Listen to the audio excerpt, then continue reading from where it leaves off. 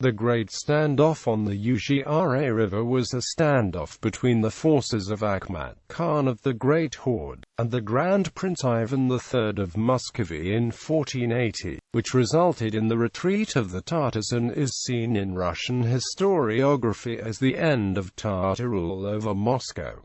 The campaign, the main Russian defense line, ran along the east-flowing Ugra River from Nizhny Novgorod in the east to Kaluga in the west. At Kaluga, the east-flowing Ugra River extends this line westward. On October 8, 1480, Akhmat Khan planned to bypass the Ugra River from the west and thus avoid Ivan's regiments, which were located in Kolomna, Serpukhov and Taruso. This would allow Akhmat Khan to unite his army with his ally, the Polish King Casimir. Akhmat Khan's forces approached the Ugra River. At the Ugra, Akhmat Khan was met by the Russian army under the joint command of Ivan Molodoy and Andrei Menshov. Akhmat's attempt to cross the Ugra River was rebuffed in a four-day battle. The Muscovite Chronicle says the Russians succeeded through the use of firearms, of which the Tatars had none.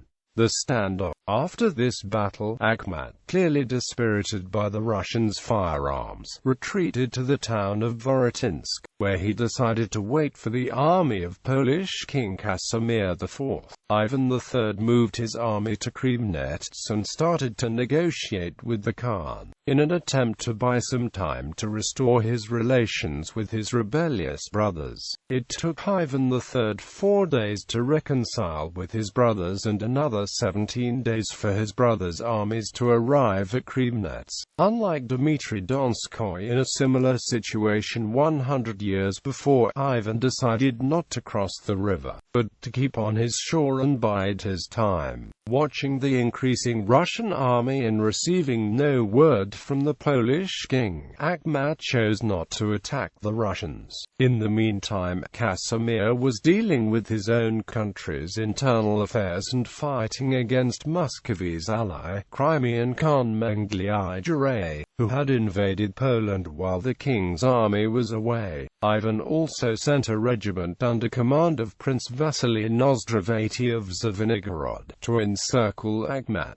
Enuardevlich, brother of Menglij, was in this regiment. On October 28, Ivan gradually started to pull his armies back to Kremenets for winter quarters. Akhmat waited for reinforcements until November 11 and then turned south. Among other reasons for Akhmat's retreat was the possible threat of Crimean Nogai or other attacks on his unprotected home base, a common problem in nomadic warfare. As Nikolai Karamzin wrote in his History of Russian State, it should have been an odd image. Two armies ran away from each other, not pursued by anyone.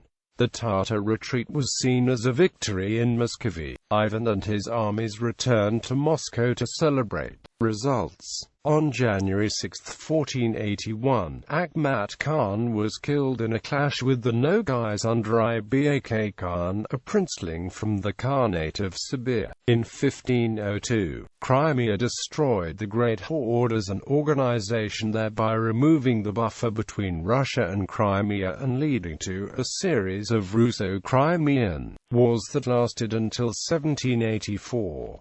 In nationalist history, the Ugra standoff is taken as the end of the so-called Tatar yoke. Modern writers are more skeptical and see it as an important landmark in the gradual expansion of Russia and the gradual decline of the Turco-Mongol Empire. Perhaps the most important result of the Russo-Crimean alliance was its effect on Lithuania. In 1480 to 1515, Muscovy expanded out of its Oka-Volga cradle west to Smolensk and southwest across the Ugra and down the west side of the Oka as far as Novgorod-Seversky.